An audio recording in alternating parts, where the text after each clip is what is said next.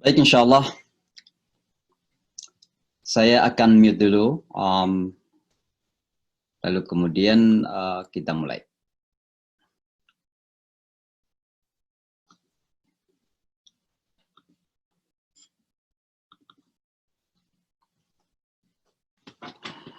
A'udzubillahi as-sami'il 'alim minasyaitonir rajim. Bismillahirrahmanirrahim. Assalamualaikum warahmatullahi wabarakatuh. Waalaikumsalam warahmatullahi wabarakatuh. Alhamdulillah ala 'abdihi liyakuna lil 'alamin nadhira. Alhamdulillahilladzi bi ni'matihi tatimmus shalihat. Alhamdulillahilladzi hadana li hadza wa ma kunna linahtadiya laula an hadanallah. Asyhadu an la ilaha illallah wahdahu la syarika lah wa asyhadu anna Muhammadan 'abduhu wa rasuluh la nabiyya ba'dah. Allahumma shalli wa sallim wa barik ala nabiyyina Muhammad wa ala alihi wa sahbihi ajma'in. Amma ba'd. Subhanaka la ilma lana illa ma 'allamtana innaka antal alimul hakim. Allahumma 'allimna ma yanfa'una wanfa'na bima 'allamtana warzuqna fahma. Rabbi shrah li sadri wa yassir li amri wahlul 'uqdatam min lisani yafqahu qawli. Bapak dan Ibu yang insya Allah semuanya dimuliakan dan dirahmati oleh Allah. Pertama-tama tentu mari kita sama-sama memanjatkan puji syukur kita yang tiada henti-hentinya, setinggi-tingginya, sebesar-besarnya kepada Allah Subhanahu wa taala atas segala kenikmatan dan keberkahan yang Allah berikan kepada kita setiap saat. Satu hal yang selalu saya ulang-ulangi seringkali di mana-mana adalah bahwa nikmat Allah itu tiada pernah terputus kepada kita. Terputusnya nikmat Allah kepada kita itu di saat kita berasumsi, bersu'udzan, berprasangka buruk bahwa nikmat Allah itu terputus. Karena begitu banyak nikmat yang Allah berikan kepada kita, kerap kali sedemikian banyaknya sehingga kita sendiri tidak sadar tentang kenikmatan itu. Dan oleh karenanya Allah menyebutkan dalam Al-Quran, wa qalilun min ibadiyasy syakur. Sedikit sekali di antara hamba-hambaku itu yang bisa bersyukur. Maka mari kita di permulaan pertemuan kita pada malam hari ini, di waktu New York, dan pagi hari tentunya waktu Indonesia, untuk kita sekali lagi dan senantiasa selalu untuk menyampaikan puji syukur kita kepada Allah Subhanahu wa taala. Tentu salawat dan salam kita sampaikan kepada junjungan kita Rasulullah Sallallahu Alaihi Wasallam yang setiap saat hadir bersama kita di dalam upaya untuk mengikuti segala uswah, segala role model, segala qudwah, contoh tauladan yang beliau telah tinggalkan untuk kita semua. Rasulullah secara fisik, secara manusiawi telah meninggal dunia, tapi secara ajaran dan secara semangat spirit ruhiyah Rasulullah senantiasa bersama kita. Itulah sebabnya Al-Quran di surah Al-Hujurat dikatakan, wa'alamu anna fikum Rasulullah. Sadarlah kalian bahwa Rasul itu ada bersama kalian. Bukan secara fisik, secara jasmani, tapi secara spirit. Ajaran Rasulullah itu ada bersama kita. Maka bagaimana dalam setiap sikap kita, kata maupun karakter perilaku kita, kita membayangkan Rasulullah itu ada bersama kita sebagai ketauladanan. Sehingga setiap apa yang kita lakukan itu, seolah-olah kita sedang ikut kepada Rasulullah Sallallahu Alaihi Wasallam. Itulah makna daripada sunnah. Sunnah Rasulullah Sallallahu Alaihi Wasallam. Laqad kana lakum fi Rasulillahi uswatun hasanah. Uswah hasanah inilah harus kita hadirkan setiap saat sebagai bahagian dari implementasi wa asyhadu anna Muhammadar Rasulullah dalam keyakinan kita. Maka sekali lagi mudah-mudahan pertemuan kita ini diberkahi dan tujuan kita yang terutama tentu adalah mencari keberkahan Allah. Dan selanjutnya kalau memang ada sesuatu yang saya sampaikan kira-kira bermanfaat, mudah-mudahan bisa membawa manfaat untuk kita semua. Pada malam hari yang berbahagia ini, waktu New York, kita akan membahas surah Al-Baqarah ayat 6 dan 7. Tapi perkenankan untuk seperti janji saya bahwa kita juga berusaha untuk menghafal ini ayat-ayat yang sudah baru. Kebetulan pada pertemuan yang lalu kita sudah membahas 5 ayat tentunya dari surah Al-Baqarah. Maka tentunya mudah-mudahan kita semua sudah menghafal ayat-ayat tersebut. Dan oleh karenanya saya akan mulai pada diri saya sendiri. Saya seolah-olah sedang mensetorkan hafalan saya kepada guru saya, kepada guru tahfiz saya. Nah nantinya mungkin kalau ada di antara Bapak dan Ibu sekalian yang ingin volunteer, karena saya tidak bisa menunjuk siapa yang sudah menghafal dan siapa yang akan menghafal, silahkan angkat tangan. Tentu dengan tidak ada mushaf di hadapannya. Dan mudah-mudahan dalam 1 pekan ini, 7 hari yang sudah berlalu ini, 5 ayat bisa kita hafalkan. Bayangkan kalau malam ini cuma 2 ayat saja, jadi 5 tambah 2, seminggu ke depan kita tambah 2 ayat saja. Masa tidak bisa kita hafalkan Al-Quran? Ya. Dan oleh karenanya kita belajar menghafal. Jadi jangan kulhu terus kalau kita salat misalnya. Sekali-sekali ketika kita sudah salat, selesai Al-Fatihah, langsung Bismillahirrahmanirrahim, Alif Lam Mim. Kan enak tuh. Ya. Maka coba saya hafalkan. Seolah-olah saya membayangkan di hadapan saya ini ada guru saya, lalu kemudian saya setor hafalan kepada beliau. Ya, semua dengarkan. Nanti kalau ada bacaan saya salah, nanti kalau kita sudah membuka Zoom-nya, silahkan dikoreksi. Ya. A'udzu billahi minasy syaithanir rajim. Bismillahirrahmanirrahim. Alif Lam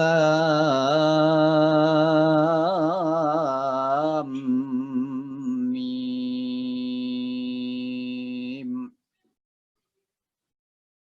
Dzalikal kitabu la raiba fihi.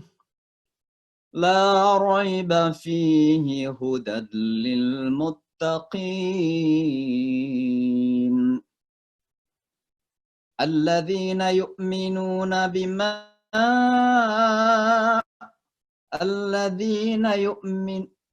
بالغيب ويقيمون الصلاة الذين يؤمنون بالغيب ويقيمون الصلاة ومما رزقناهم ينفقون والذين يؤمنون بما أنزل إليك وما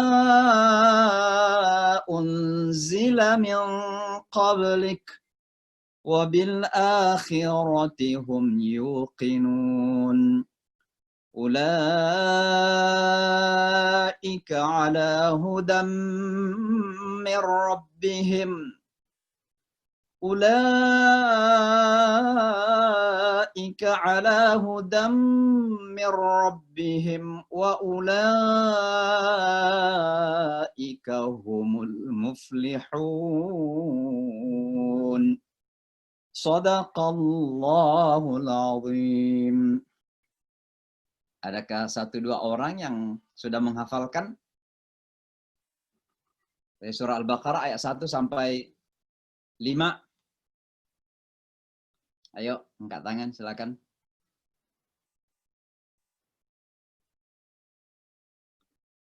Ada. Ibu Isfan, silakan. Saya unmute ya. Coba di unmute. Silakan di unmute.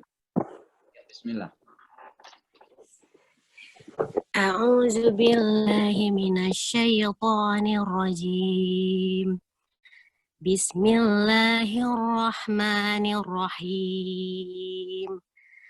Alif Lam Mim. Dzalikal kitabu la raiba fihi hudal lil muttaqin. Alladzina yu'minuna bil ghaibi wa yuqimuna as-salata wa mimma razaqnahum yunfiqun. والذين يؤمنون بما أنزل إليك وما أنزل من قبلك وبالآخرة هم يوقنون أولئك على هدى من ربهم وأولئك هم المفلحون. Syukran, alhamdulillah. Mabruk, Masya Allah. Bacaannya sangat mumtaz sekali. Ya, mudah-mudahan Allah senantiasa menjaga, insya Allah. Meningkatkan lagi, insya Allah. Baik, siapa lagi yang lain? Siapa yang mau menghafalkan? Kalau enggak, saya tunjuk nih.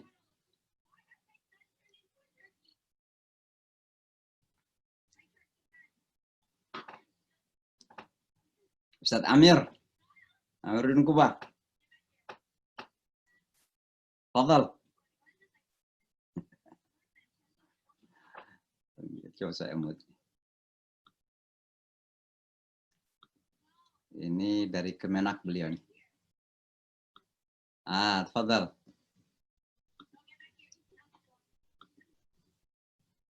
Coba dibaca deh.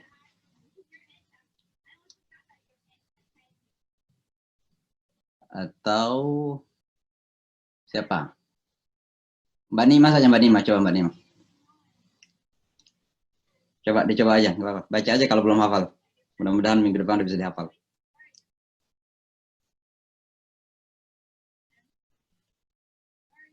Oh, belum ini ya. Nikmah. Baik. Ayo, bismillah. Oke. Ya. A'udzu billahi minasyaitonir rajim. Bismillahirrahmanirrahim. Alif lam mim. Dzalikal kitabu la raiba fihi hudan lil muttaqin.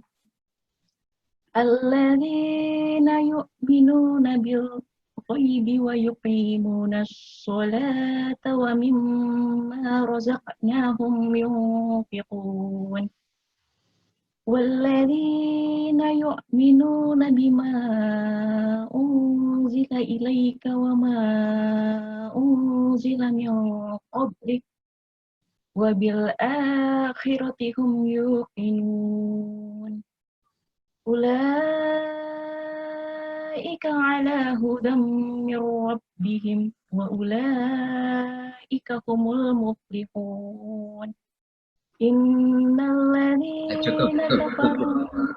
Ya, sampai. Ya. Syukran, ya. Baik, silakan di. Ibu, siapa yang mau baca tadi? Pak Amir. Pak Amir, Masya Allah. Ustadz Amir, silakan.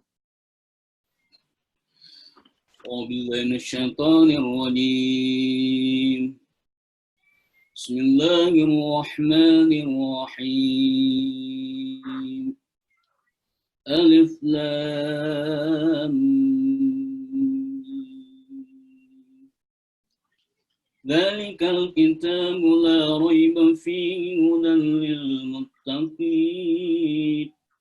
الذين يؤمنون بالغيب ويقيمون الصلاة ومما رزقناهم ينفقون والذين يؤمنون بما أنزل إليك وما أنزل من قبلك وبالآخرة هم يوقنون أولئك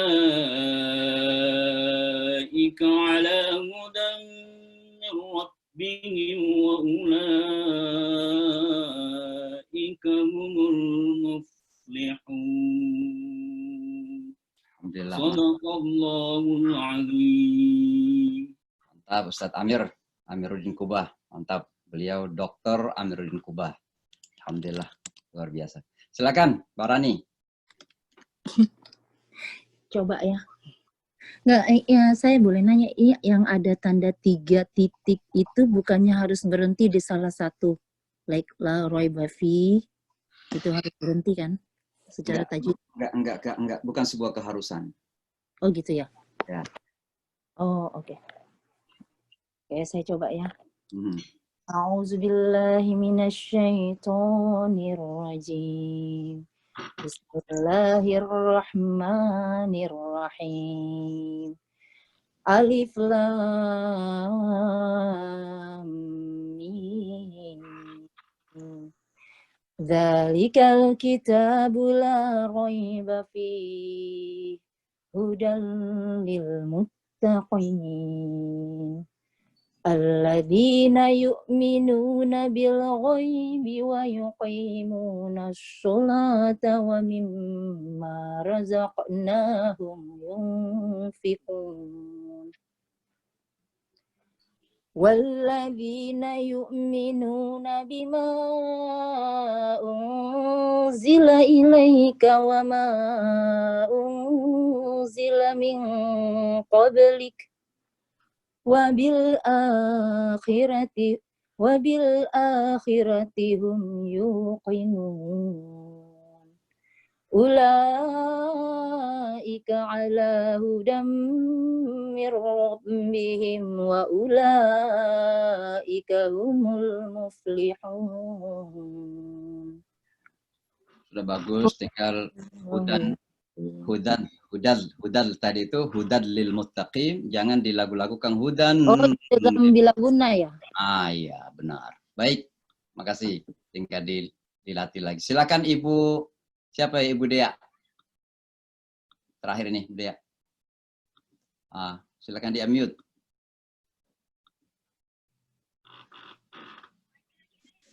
Siapa ini? Oh, Male ya, laki. Siapa Ibu? Silakan.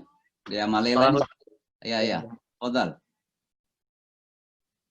أعوذ بالله من الشيطان الرجيم بسم الله الرحمن الرحيم ألف لام ميم ذلك الكتاب لا ريب فيه هدى للمتقين الذين يؤمنون بالغيب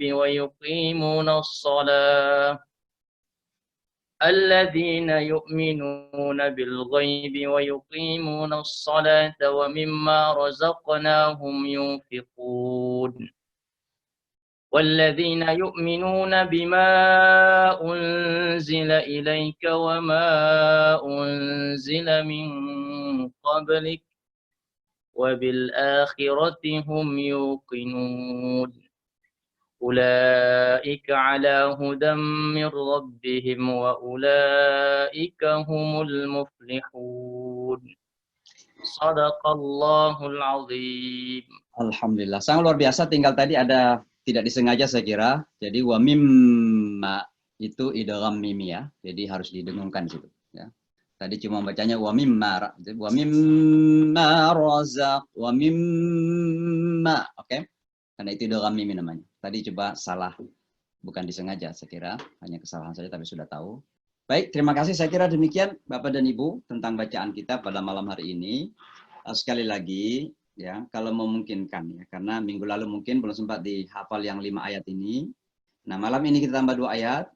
Masa dalam seminggu ke depan ini 7 ayat kita nggak bisa hafal dari surah Al-Baqarah ini. Ya. Al-Quran ini kata Ustadz Adi Hidayat, ya, siapa saja bisa menghafalnya. Baik kakek-kakek, nenek-nenek, tidak ada istilah karena faktor U istilahnya. Katanya, itu kata beliau, tidak ada istilah faktor umur. Ya. Jadi Al-Quran bisa dihafalkan oleh mereka yang berumur 60 tahun ke atas maupun 30 tahun ke bawah, ada anak-anak, bahkan ada orang cacat yang bisa menghafalkan Al-Quran ini. Ya, banyak sekali kita takjub dengan penghafal-penghafal yang ada di YouTube ya. Kadang lahir dalam keadaan cacat, dalam keadaan secara akal nampaknya ya ada keterbelakangan, tapi justru hafal Al-Quran. Nah ini sesuatu yang, karena Al-Quran ini mukjizat sekali lagi. Ya. Maka saya kira kita bisa kok ya. Jadi 5 ayat yang lalu plus 2 ayat malam ini, insya Allah kita bisa hafalkan pada pertemuan yang akan datang. Berarti kita sudah menghafal 7 ayat. Bayangkan kalau di pertemuan-pertemuan kita akan datang ini, kita tambah 2 ayat, 3 ayat, 4 ayat, lalu kita hafal. Ya, kalau Allah berikan umur panjang kepada kita, kita istiqamah dengan pertemuan ini, ya siapa tahu kita bisa menghafalkan 1 juz misalnya dari surah pertama daripada Al-Quran kan. Ya tentu kalau kita bisa menghafal 1 juz dari surah pertama Al-Quran, saya kok yakin bahwa juz terakhir akan lebih mudah kita selesaikan. Walaupun memang ada kata-kata yang lebih sulit di juz terakhir itu, karena bercerita tentang hari akhirat dan lain sebagainya. Ya, jadi saya kira cukup untuk itu. Nanti kita akan sambung lagi. Sekarang kita masuk kepada ayat yang ke-6 dan ke-7. Saya akan baca 2 kali, 3 kali, lalu kemudian Ibu, Bapak silahkan diikuti dalam hati masing-masing. Dan mudah-mudahan kita bisa belajar membacanya secara benar. Baik secara makhraj atau pronunciation atau pengucapan huruf-huruf, maupun secara tajwid. Tajwid itu ya ada hukum-hukum tertentu, aturan-aturan tertentu dalam baca Al-Quran. Mana yang pendek, mana yang panjang, mana yang didengunkan, mana yang dijelaskan cara membacanya, dan sebagainya. Saya akan mulai. A'udzu billahi minasy syaithanir rajim.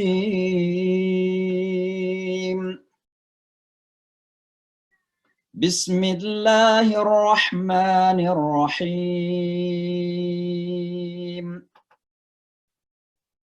Innal ladzina kafaru sawa'un 'alaihim أأنذرتهم أم لم تنذرهم لا يؤمنون ختم الله على قلوبهم وعلى سمعهم وعلى أبصارهم غشاوة ولهم عذاب عظيم. Sekali lagi. Innal ladzina kafaru sawa'un 'alaihim a'anzartahum am lam tunzirhum أأنذرتهم أم لم تنذرهم لا يؤمنون ختم الله على قلوبهم وعلى سمعهم وعلى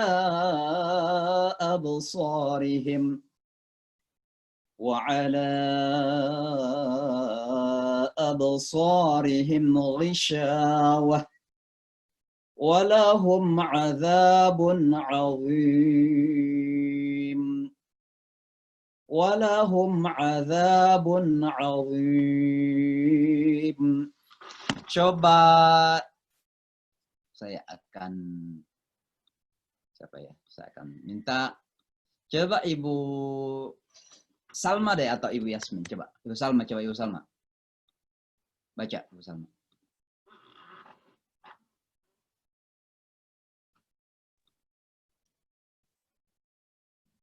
Di unmute, Ibu Salma di unmute.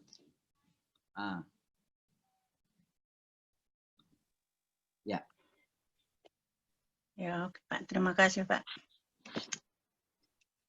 A'udzu billahi minasy syaithanir rajim.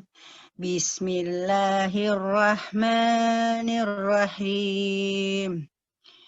Innal ladzina kafaru sawa'un 'alaihim a'anzartahum am lam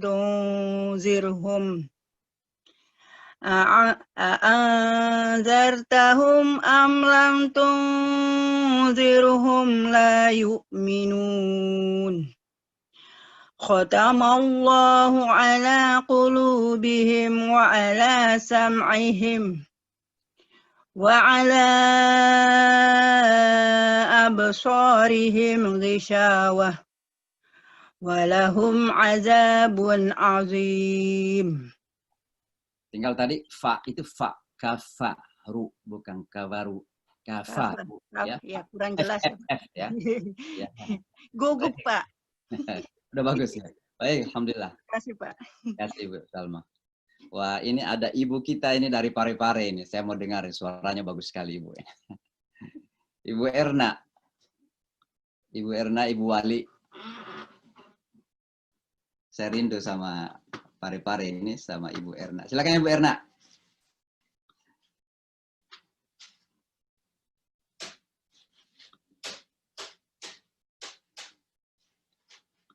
Mungkin beliau lagi jauh dari komputer. Siapa ya? Coba yang lain dulu. Siapa ini? Oke, Bu Mariani, silakan. Ya, silakan. Coba. Tapi ininya nggak kelihatan di sini ya. Mikrofonnya. Ya, ya. Coba di unmute. Ya, ya. Silakan. Di unmute dulu. Oke. Coba.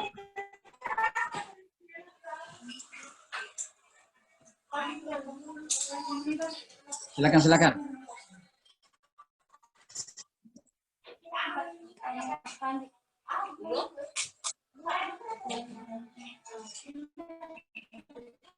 Mariani, silakan.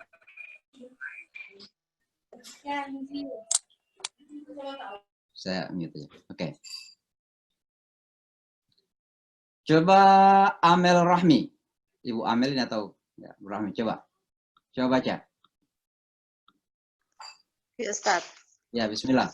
6 dan 7 ya, Ustaz. Ya, 6 dan 7. A'udzubillahi minasyaitonir rajim. Bismillahirrahmanirrahim. Innalladzina kafaru sawa'un 'alaihim a'anzartahum. Coba Ibu Amel ulangi lagi sekali. Innalladzina kafaru sawa'un 'alaihim a'anzartahum am lam tunzirhum. A'anzartahum am lam tunzirhum la yu'minun. Khatamallahu ala qulubihim wa ala sam'ihim wa ala absarihim ghishawatun wa lahum adzabun azim. Masya Allah, mumtaz. Perfect. Sempurna sekali. Ya, dengan latihan terus insya Allah akan semakin sempurna lagi. Tapi sudah sangat bagus sekali bacaannya. Ada Ibu Titi hadir ya kelihatannya nih. Ya, Ibu Titi mau, silakan. Coba Ibu Titi perdengarkan bacaan Ibu Titi. Ibu Titi Palongengi dari kota New York.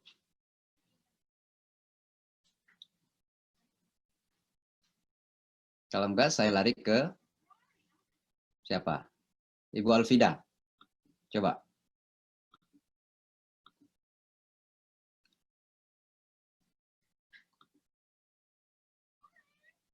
Enggak juga.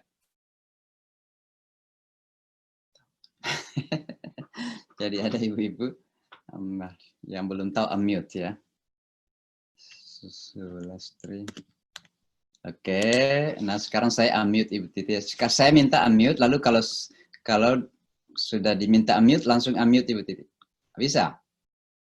Coba, ada tertulis itu nggak? Unmute yourself. Belum. Baik. Saya kira cukup, nanti Halo, kita... halo. Ya, Bu Titi, silakan. Ayo, Dibaca okay. itu. Ayo. Oke. A'udzubillahi minasyaitonirrajim. Bismillahirrahmanirrahim. Innalladzina kafaru sawa'un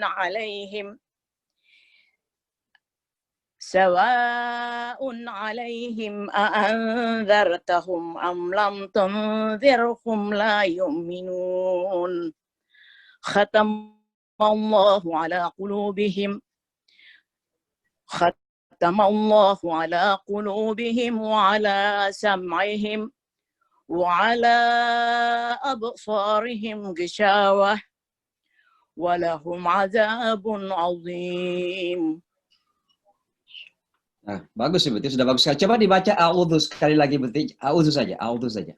Ada sesuatu yang Oke. ya.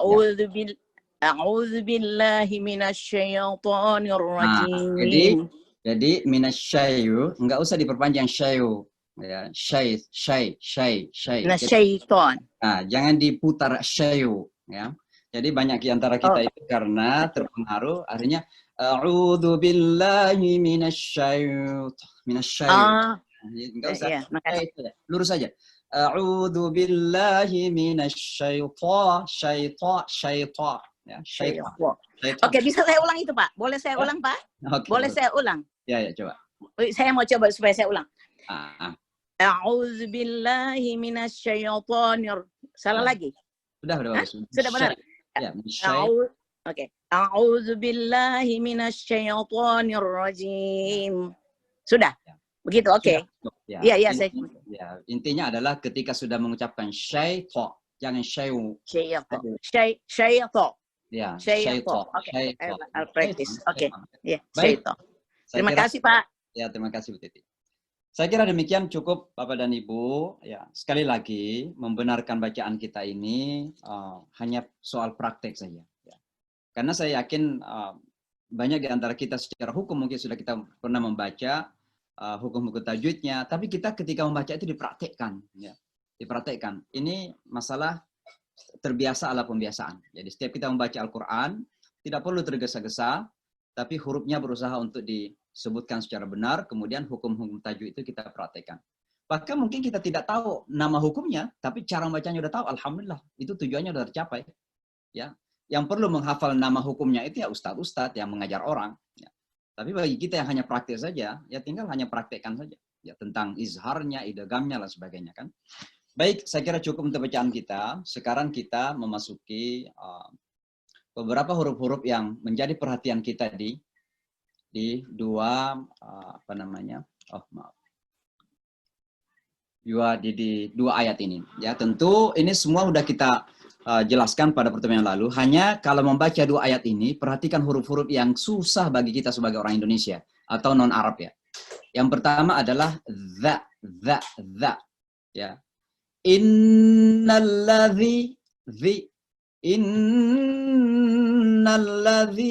kafaru sawa'un 'alaihim anzar za ya. Jadi ini latihan. Coba dilatih lidah kita itu dengan huruf za. Innalladzina anzartahum am lam tunzirhum. Za ya. Kemudian yang kedua alaihim, ini sudah juga ulangi ya. Innalladzina kafaru sawa'un alaihim pertengahan tenggorokan ya. Khatamallahu ala qulubihim wa ala ya. Khatamallahu ala qulubihim wa ala sam'ihim sam'i. Kalau kita letakkan telunjuk kita di tenggorokan tengah, itu terasa ketika baca benar karena akan tertekan. Ya. Khatamallahu ala qulubihim wa ala sam'ihim wa ala absarihim ghishawah wa lahum adzabun azim. Jadi ini praktik ini ya. Saya hanya mengingatkan huruf-huruf yang boleh dianggap difficult letters lah, huruf-huruf yang susah untuk kita sebagai non Arab ya. Kemudian yang selanjutnya ada kha ya. Kha itu sekali lagi tenggorokan atas ya. Jadi seolah-olah kita, saya nggak tahu bagaimana menjelaskan, tapi ini satu tempat keluar dengan ghain dengan kha itu satu tempat keluar, yaitu tenggorokan atas. Jadi khatamallahu ala qulubihim kha ya. Lalu selanjutnya qaf ya. Khatamallahu ala qulubihim. Khatamallahu ala qulubihim ya. Itu huruf yang difficult, yang agak susah untuk kita sebagai orang Indonesia. Lalu sad ya. Absa ya. Jadi kayak sin tapi ditebalkan gitu. Sad ya. Khatamallahu ala qulubihim wa ala absarihim ya. Itu selanjutnya. Kemudian shin, ghisyawah. Ya. Wa ala absarihim ghisyawah. Sya, sya, sya. Ya. Shy. I'm shy. I'm shy. Saya malu ya, dalam bahasa Inggrisnya. Jadi kalau dibilang I'm shy, kan nanti orang Inggris nggak paham tuh. Sama juga kalau nanti kita membaca Al-Quran, shin dibaca sin, ya nanti salah arti juga. Ya.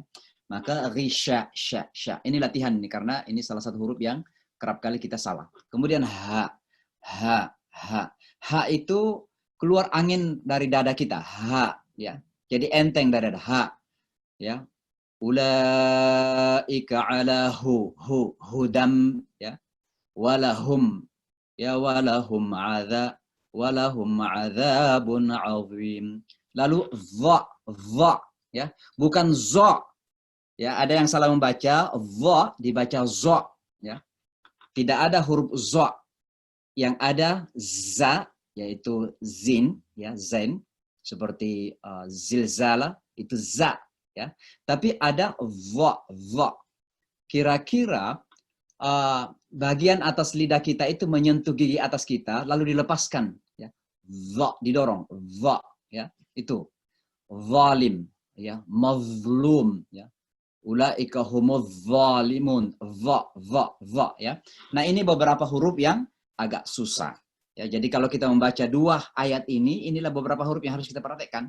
Karena sebagai non Arab, ya, inilah agak susah untuk kita pronunciation atau untuk kita ucapkan, ya, sebagai makhraj. Saya kira begitu, ya. Mudah-mudahan bisa kita praktekkan sekali lagi. Saya yakin, ya, kita yang sudah berumur di atas 30 tahun pun tidak mudah untuk kita menyesuaikan. Ya, rata-rata ketika sudah berumur di atas 20 tahun, 25 tahun, lidah kita sudah semakin agak susah untuk disesuaikan. Tapi sekali lagi Bapak dan Ibu, diniatkan saja. Insya Allah niatnya, ya, Allah akan beri pahala. Kalau pada akhirnya kita nggak berhasil membaca secara benar, tapi kita niatkan membaca secara benar, niat kita sudah diberikan pahala oleh Allah Subhanahu Wa Taala. Ya. Lalu malam ini kita belajar tajwid. Ya. Pada malam lalu kita belajar tentang nun sukun. Nun sukun. Ya. Ada sebenarnya 6 hukum di nun sukun itu. Ya, ada 6 hukumnya. Kita sudah belajar 2. Ada namanya izhar, ya, halqi. Kita pelajari itu dengan 6 huruf. Lalu kemudian kita belajar juga idgham, ya, ada idgham bi gunnah, ada idgham bila gunnah. Ini baru 2 tentang nun sukun. Nah, kenapa saya melompat kepada mim malam ini? Karena di ayat ini ada mim sukun yang banyak, ya, supaya kita tahu membacanya dan benar, ya. Jadi begini hukumnya, malam ini satu saja. Kalau ada mim sukun, artinya mim mati, ya, bertemu dengan selain dari 2 huruf ini, selain huruf apa saja, tapi selain dari 2 huruf ini, maka harus dibaca jelas. Apa 2 huruf itu? Ba dan mim. Ya, selain itu. Ya. Jadi kalau ada mim mati, lalu setelah mim mati itu ada huruf selain, bukan dari 2 huruf ini, selain yang 2 ini, mim dan ba, maka baca jelas. Ya. Bagaimana jelasnya? Contohnya ada di ayat yang kita baca tadi. Ya. Innalladzina kafaru sawa'un 'alaihim. Anzartahum am hum am. Ya, jadi jelas, ya, hum am. Jangan dilagu-lagukan. Jangan bacanya begini. Anzartahum am lam tunzirhum la. Salah. Ya, walaupun suaranya bagus, ya salah juga. Ya, jadi harus membacanya jelas. Maksudnya jelas apa di sini? Penyebutan mim mati itu jelas. Anzartahum a. Jangan langsung pindah. Begitu mulut kita bersentuhan, bibir kita bersentuhan menyebut mimnya, langsung pindah ke huruf selanjutnya. Anzartahum am lam. Pindah langsung ke la. Anzartahum am lam tunzirhum la. Ya, jadi suara M langsung pindah. Jelas gitu, ya. Itu yang kita maksud dengan izhar syafawi namanya, ya. Tapi tidak perlu sebenarnya hafal nama hukumnya, yang penting kita prakteknya itu yang penting, ya. Jadi kalau membaca ayat ini dibaca demikian, ya. Innal ladzina kafaru sawa'un 'alaihim karena ada him ya. Jadi jelas ya. Sawa'un 'alaihim a'anzartahum am lam tunzirhum la yu'minun. Hum la ya, itu namanya izhar syafawi. Artinya jelas di bibir kita, jelas penyebutan mim di bibir kita. Ya, mudah-mudahan bisa diingat-ingat. Jadi sekali lagi, kalau membaca dua ayat ini menemukan mim mati, mudah-mudahan diingat bahwa begitulah cara membacanya. Sekali lagi nggak perlu dihafal kalau memang tidak harus, tidak perlu dihafal nama hukumnya. Tapi yang penting cara membacanya kita sudah tahu, dan itu yang kita praktekkan kalau membaca Al-Quran. Kita pindah kemudian kepada beberapa terjemahan kata. Ya. Ada beberapa yang sudah kita ulangi, tapi nggak apa-apa, agar mengingatkan saja. Ini akan menambah perbendaharaan kata Arab kita. Tujuan kita mungkin bukan untuk berbahasa Arab. Kecuali kalau ada saudara yang seperti Ibu Lela bersama kita, ada menantunya orang Arab ya. Tentu perlu belajar bahasa Arab, tapi menantunya yang belajar bahasa Indonesia sekarang. Nah, tapi kita ini mempelajari makna katanya agar kalau kita membaca Al-Quran, walaupun tidak dengan terjemahannya, ada bayangan sedikit makna yang bisa kita faham. Jadi betul-betul jangan kita ketika membaca Al-Quran itu blank, kosong betul kita, tidak memahami sama sekali. Ya. Karena bagaimanapun pada akhirnya, kita tidak mengatakan tidak penting membaca Al-Quran tanpa memahami maknanya. Karena Alhamdulillah Al-Quran itu berkah. Ya. Setiap huruf 10 pahala. Berkahnya luar biasa. Dan kita tidak mengatakan bahwa tidak memahami lalu kemudian kurang. Ya. Hanya saja sayang. Kenapa? Karena membaca dengan memahami itu tentu fadilahnya sangat luar biasa. Dan tujuan dari Al-Quran itu tercapai. Maksudnya apa? Karena tujuan dari Al-Quran itu adalah GPS kehidupan kita. Ya, direction dalam kehidupan kita. Petunjuk hidup kita. Nah kalau kita nggak pahami membaca GPS-nya, ya gimana kita mau ikut kepada GPS itu? Anggaplah misalnya kita jalan-jalan di kota New York. Kita mencari sebuah alamat, ya, jalan kaki misalnya di kota Manhattan, kita masukkan alamatnya itu. Kita membaca tapi kita nggak paham sebenarnya. Gimana kita bisa sampai kepada alamat itu? Maka mudah-mudahan dengan belajar ya, artis, walaupun tidak mendalam ini, cara kita hanya terjemahan saja. Kita tidak menjelaskan asal-usul katanya, kemudian sorafnya enggak. Ya, kita sederhana saja, hanya terjemahan kata saja. Ya. Maka kita mulai pada malam hari ini. Yang pertama, inna, ya, itu artinya sesungguhnya. Ya. Ini namanya nunut taukid dalam bahasa Arab ya, takkid untuk menekankan. Ya. Inna sesungguhnya, inna Muhammadan sesungguhnya Muhammad, inna alladzina sesungguhnya orang-orang yang. Tapi saya nggak tulis lagi alladzina karena sudah kita jelaskan pada pertemuan yang lalu ya. Jadi inna itu artinya sesungguhnya, verily, indeed dalam bahasa Inggris. Verily, indeed, sesungguhnya ya. Alladzina orang-orang yang, kafaru orang-orang kafir ya. Nanti kita menjelaskan apa itu artinya kafir. Tapi kafaru orang-orang yang kafir ya. Orang-orang yang kafir. Sawaun, sawa. Jadi kalau ada orang yang memberikan kita dua hal, mau pilih yang mana? Mana yang bagus kira-kira? Lalu kita ingin mengatakan, sama saja, sawa. Ya, gitu, bahasa Al-Quran itu, sawa. Sawaun. Ya. Innalladzina kafaru. Inna sesungguhnya. Alladzina orang-orang yang kafaru. Ya, telah kafir. Ya. Atau mereka yang kafir. Sawaun, sama. Atau boleh dikata sama saja. Same. There is no different, nggak ada bedanya. Ya. Alaihim itu dari dua kata, ala atas, him atau hum itu artinya mereka, atas mereka, sama saja atas mereka. Ya. Artinya mereka itu sama saja. Nanti kita jelaskan tafsirnya. Ya. Tapi terjemahan katanya alaihim itu atas mereka. Innalladzina kafaru sesungguhnya orang-orang yang kafir sawaun sama saja alaihim atas mereka a'anzartahum. Ya. Sebenarnya kalau kita ingin membagi-bagi kata ini, banyak kata di situ itu. A itu apakah? Satu A itu saja, A pertama itu sudah berarti apakah. Either dalam bahasa Inggrisnya. Either you want them or not. Kan begitu. Either or. Jadi kata A pertama itu artinya apakah. Ya. Anzar tahum. Kamu telah mengingatkan. Anzarta, kamu telah mengingatkan. Hum, mereka. Ya. Jadi apakah. Anzarta, kamu telah mengingatkan. Hum, mereka. Apakah kamu telah mengingatkan mereka? Kira-kira begitu maknanya. Jadi coba lihat bahasa Arab ini nampak seperti pendek sekali, tapi itu mengandung banyak kata-kata di situ. Itulah kedalaman bahasa Arab. Ya. Makanya memang terkadang tidak terlalu dalam pemahaman kita kalau hanya membaca terjemahan, tanpa kita membaca tafsiran yang membahas tentang asal-usul katanya dan lain sebagainya.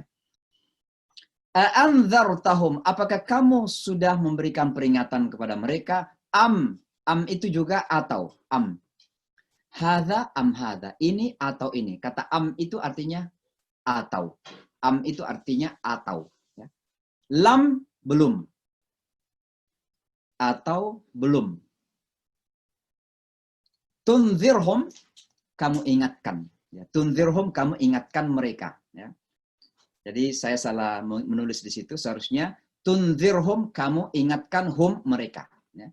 Tunzirhum. Am lam tunzirhum, apakah atau lam belum tunzir, kamu ingatkan hum, mereka. Ya. La, ya, semua kita akan sudah dengar dari orang Arab, la artinya tidak, ya. Artinya tidak. Yu'minun, mereka beriman. La yu'minun, mereka tidak beriman. Jadi kembali kepada awal ayat tadi, inna, sesungguhnya, alladzina, orang-orang, kafaru, mereka yang kafir. Sawaun, sama. Atau mau ditambah saja, sama saja. Alaihim, atas mereka. Anzartahum, apakah kamu ingatkan mereka? Amlam, atau belum, atau tidak. Bisa juga diartikan. Tunzirhum, kamu ingatkan mereka. La, tidak. Yu'minun, mereka beriman. Tidak mereka beriman. La yu'minun, tidak mereka beriman. Atau mereka tidak beriman, kalau terjemahan bebasnya. Ya. Nah itu ayat pertama ya. Lalu yang kedua, ya, kita pindah kepada yang kedua. Khatama. Itu artinya menutup. Walaupun nanti kalau kita membicara tentang tafsir ini, kata khatam itu banyak artinya. Misalnya khatamun nabiyyin, penutup para nabi. The seal of all prophets. Ya, the last, the final of the prophet. Ya, khatam. Khatam bisa juga cincin. Ya, khatmuka jamil, cincinmu cantik, kan gitu. Ya. Khatam bisa juga stempel, ya. Itu juga bisa berarti seperti itu. Ini semua memiliki konotasi-konotasi makna dalam bahasa Arab. Tapi di dalam ayat ini berarti menutup. Khatamah, dia telah menutup. Artinya Allah. Khatamallah, Allah telah menutup. Khatamah telah menutup, Allah artinya Allah telah menutup ala atas qulubihim, hati-hati mereka. Ya. Sebenarnya dalam terjemahan yang bebas, Allah telah menutup hati-hati mereka.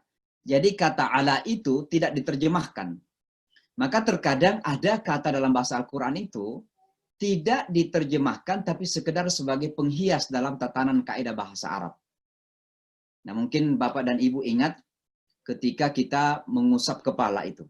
Ketika berwudu kan. Wamsahu bi ru'usikum. Kata Al-Quran, dan usaplah kepalamu. Kata bi itu artinya dengan. Bismillah, dengan nama Allah. Tapi kenapa ada bi di situ? Nah disitulah kemudian terjadi perdebatan para ahli fikih kita. Apa artinya ba di situ? Ya, sama dengan ala di sini. Terkadang ada tambahan huruf dalam bahasa Arab itu, atau kata dalam bahasa Arab itu, yang sesungguhnya secara tatanan kalimat, tidak ada terjemahannya, tapi itu perlu hadir di situ untuk memperindah tatanan atau kaidah bahasa Arab. Maka termasuk di sini, kalau kita menerjemahkan secara bebas, khatamallahu ala qulubihim. Allah telah menutup hati-hati mereka. Kata Allah tidak diterjemahkan. Tapi di sini kita terjemahkan atas. Ala itu artinya atas. Khatamallahu ala qulubihim wa ala, wa artinya dan, ala atas, sam'ihim. Sam'ihim itu artinya pendengaran. Ya, Allahu sami'un, maha mendengarkan, dari kata itu. Ya. Sami'ah, dia telah mendengar. Sam'un, pendengaran. Ya. Jadi Allah itu menutup pendengaran, bukan telinga. Jadi Allah tidak mengatakan khatamallahu ala udhunihim. Allah menutup telinga-telinga mereka. Tapi Allah menutup pendengaran mereka. Kenapa? Karena ada orang yang telinganya nampak terbuka, tapi pendengarannya tertutup. Ya kan begitu maksudnya. Jadi luar biasa Al-Quran itu memilih kata-kata ya, jeli sekali. Ya. Sehingga kalau ada pertanyaan, kenapa bukan telinga ya ditutup, tapi justru pendengaran? Ya karena ada orang punya telinga. Telinganya sehat, terbuka, lubangnya besar, tapi nggak mendengar gitu. Kenapa tertutup pendengarannya? Ya. Maka yang ditutup adalah pendengaran. Maka sam'ahum. Ya ala sam'ihim. Khatamallahu ala qulubihim wa ala sam'ihim, dan pendengaran mereka. Ya. Wa ala absarihim, ya, juga penglihatan. Ya. Bukan mata. Kalau mata itu ainun, jamaknya uyunun. Itu mata atau mata-mata uyun, mata ainun, ya, ainun najib, ya. Atau ainun siapa istrinya Habibi, ainun ibu ainun, itu artinya mata. Ya. Tapi Allah mengatakan di sini bukan matanya ditutup, tapi penglihatannya. Karena ada orang yang sehat bahkan memakai kacamata lagi, tapi kok nggak lihat kebenaran itu, ya karena matanya ditutup, ya penglihatannya ditutup, ya. Jadi absar ini dari kata basar, Allahu basirun kan, Allah itu maha melihat. Qul lil mu'minina yaghuddu min absarihim, katakan kepada orang beriman untuk menundukkan pandangannya. Ya. Jadi terkadang misalnya seorang guru ngajar ya, kemudian murid-muridnya depan banyak perempuan, dia tidak menundukkan matanya, dia melihat kepada perempuan, tapi yang ditundukkan itu pandangannya. Kan itu yang penting harus kita pahami. Ya. Masa guru misalnya ngajar kepada putri, lalu kemudian harus begini terus kan? Kadang matanya nggak ditundukkan, dia tetap melihat, tapi pandangannya itu yang ditundukkan sebenarnya. Makanya yang disuruh dalam Al-Quran itu yaghuddu min absarihim. Katakan kepada orang yang beriman untuk menundukkan pandangannya, bukan matanya yang ditundukkan begini, bukan. Kita berbicara kepada seseorang yang berlawanan jenis misalnya, kadang tetap kita lihat, tapi yang kita inginkan di situ adalah pandangan kita ditundukkan. Artinya apa? Dari pandangan itu terjadi sesuatu kan begitu. Yang itu penjelasannya panjang lagi. Tapi intinya adalah absar itu artinya pandangan mereka, penglihatan mereka, ya. Ghisyawah, penutup, ya. Jadi kita melihat di sini ada keunikan. Kalau qulubun, hati tadi bersentuhan dengan khatamah, ditutup. Kalau sama' pendengaran bersentuhan dengan khatamah, ditutup. Tapi absar itu juga bersentuhan dengan ditutup, tapi ditambah lagi dengan apa? Dengan penutup, ghisyawah. Jadi ini adalah penekanan. Jadi kata ghisyawah itu artinya penutup. Yang dalam arti sebenarnya lebih kepada non-fisikal sifatnya. Jadi bisa berarti darkness atau apa ya? Apa bahasa Indonesianya darkness itu? Lupa saya. Nanti saya, ya tentu sudah paham maksudnya. Jadi gelap, kegelapan ya, kegelapan. Ya. Jadi misalnya Allah mengatakan wal-laili idza yaghsha, ya, wal-laili idza yaghsha di surah Al-Lail. Itu yaghsha artinya malam sudah gelap. Ya. Maka hati ketika ditutup menjadi gelap, pendengaran ketika tutup menjadi gelap, kemudian penglihatan ketika tutup menjadi gelap. Artinya tidak bisa melihat. Ya, maka kata ghisyawah itu artinya penekanan setelah ada kata menutup tadi. Sudah ditutup, maka akhirnya gelap semua itu. Hatinya gelap, pendengarannya gelap, penglihatannya gelap. Ya. Walahum, dan wa itu lahum bagi mereka. Walahum, ya. Dan bagi mereka azabun, siksaan atau azab azim, yang dahsyat, yang besar, yang agung, yang ya kata-kata azim itu artinya beyond our human imagination. Ya di balik di luar daripada kemampuan kita berimajinasi, seperti Allah sebagai azim, Allahu azim, sadaqallahul azim, karena beyond our imagination. Maka kalau Allah Subhanahu wa taala memberikan sifat neraka itu dengan azim, berarti itu luar biasa, ya. Pedihnya luar biasa karena di luar dari batas kemampuan kita berimajinasi, ya. Jadi mau memegang api, bara api nggak ada apa-apanya itu. Karena memang kata azim ini menggambarkan sesuatu yang beyond, ya, di luar dari kemampuan kita mengimajinasikan itu. Sangat luar biasa. Nah, itulah beberapa arti kata Bapak dan Ibu yang bisa kita pelajari dari daripada dua ayat ini, ya. Jadi sekali lagi ingat-ingat kalau membaca ayat ini, coba diingat kata per kata. Mungkin tidak semuanya kita ingat, tapi nominal 1, 2, 3 kata, alhamdulillah. sudah ada mufrad atau kata bahasa Arab yang kita ingat di kepala kita. Khatamallahu ala qulubihim. Langsung masuk ke kepala kita. Khatama, oh ya menutup. Allah menutup hati mereka. Begitu kita mendengarkan imam membaca di belakang, kita di belakang dengarkan imam kita membaca, kita udah paham tuh. Kita ikutin dengan pemahaman. Saya kira kita akan lebih khusyuk ketika kita memahami itu. Khatamallahu ala qulubihim wa ala sam'ihim wa ala absarihim wa ala absarihim ghishawah wa lahum 'adzabun 'adzim. Nah, begitu kita membaca, tentu sudah akan terbayang sedikit makna kata per kata. Dan mudah-mudahan dari memahami makna kata per kata ini, akan ada kesimpulan yang bisa kita ambil. Tentu Al-Quran tidak bisa disimpulkan. Karena ilmu Al-Quran itu tiada batas. Terkadang kita merasa hari ini mengambil kesimpulan, besok menemukan kesimpulan yang lain dari Al-Quran itu. Luar biasa Al-Quran itu. Baik Bapak dan Ibu sekalian, itu makna ya. Sekarang kita masuki tafsir singkat saja sekali lagi. Saya, bismillahirrahmanirrahim, ketika memulai pelajaran kita sekitar 2-3 minggu yang lalu, saya lupa menyebutkan bahwa surah Al-Baqarah ini, ya selain memang surah yang terpanjang, surah yang ayat-ayatnya juga terpanjang. Ya, beda dengan juz amma misalnya, yang juga adalah surah yang, tidak terlalu panjang, kemudian ayat-ayatnya juga pendek, surah-surahnya juga pendek. Ini the very opposite. Ini lawan daripada surah juz amma itu. Ya. Surahnya 286, ya. Lalu kemudian ayatnya itu panjang-panjang. Ayat yang terpanjang itu ada di surah Al-Baqarah. Surah Al-Baqarah. Pada penghujung surah Al-Baqarah itu ada ayat yang berbicara tentang hutang piutang. Bagaimana adab-adab di dalam berutang atau berhutang piutang itu. Ada di situ, itu disebutkan dengan ayat yang terpanjang di dalam Al-Quran. Sementara ayat yang terpendek, ya tentu ada pada awal daripada surah Qaf. Satu kata saja, satu huruf saja. Qaf wal Qur'anil Majid. Qaf saja, itu sudah satu ayat kan. Surah terpendek. Tapi surah yang paling pendek, Inna A'tainak. Ya.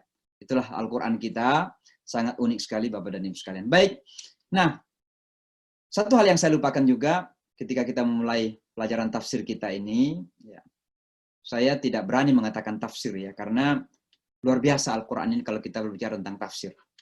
Semakin kita selami, semakin dalam ya ilmu Al-Quran itu. Ya. Maka wajar saja kalau Al-Quran mengatakan, kalau seandainya seluruh air laut ini dijadikan tinta, dan seluruh pohon-pohon di dunia dijadikan pena untuk kita menuliskan, mengkaji, menggali makna dari Al-Quran itu, maka tidak akan habis. Gitu. Itu yang saya istilahkan tadi, tidak akan pernah kita simpulkan dalam.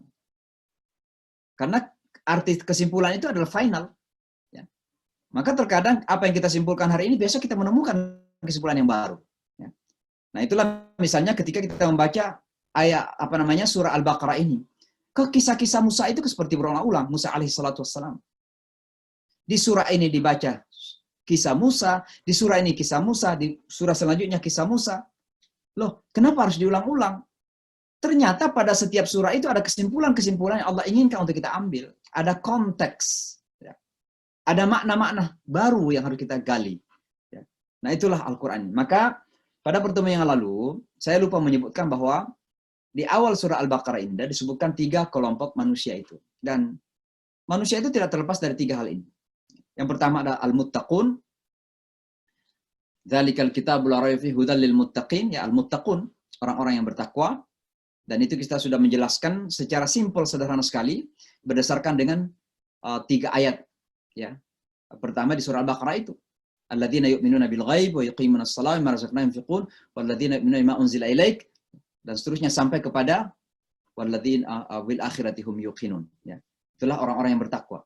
Walaupun pada ayat-ayat lah yang banyak lagi dalam Al-Qur'an, di surah Ali Imran, di macam-macam surah Al-Anfal, juga disebutkan tanda-tanda yang lain, kriteria-kriteria yang lain, karakteristik-karakteristik atau ciri-ciri orang yang al-muttaqun itu.